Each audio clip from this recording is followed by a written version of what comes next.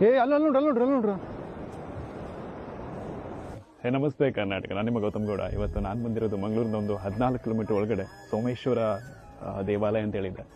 ಇದರ ಆ ಕಡೆ ನಮಗೆ ಬೀಚ್ ಸಿಗುತ್ತೆ, ಬೀಚ್ ಮತ್ತು ಸಮುದ್ರ, ಅರಬ್ಬಿ ಸಮುದ್ರ ಇದೆಲ್ಲ, ಓಕೆನಾ. ಸೊ ನಮಗೆಲ್ಲ ಗೊತ್ತಿದೆಯಲ್ಲ, ಸಮುದ್ರ ನೋಡೋದೇ ಒಂದು ಕನಸು. ಸೊ ಅದ್ರ ಮಧ್ಯೆ ಪಕ್ಕದಲ್ಲಿ ಈ ಥರ ಒಂದು ಟೆಂಪಲ್ ಸಿಕ್ಬಿಟ್ರೆ ಅಂತೂ ಅದರ ವೈಬೇ ಬೇರೆ. ಸೊ ಒಳಗಡೆ ಹೋಗೋಣ.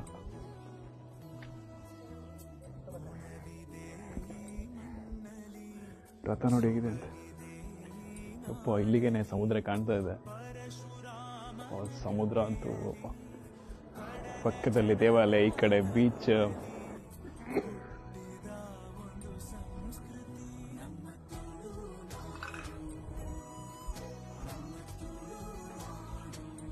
ದೇವಾಲಯ ಅಂತೂ ತುಂಬಾನೇ ಚೆನ್ನಾಗಿದೆ, ತುಂಬಾನೇ ಶಾಂತಿ ಇದೆ.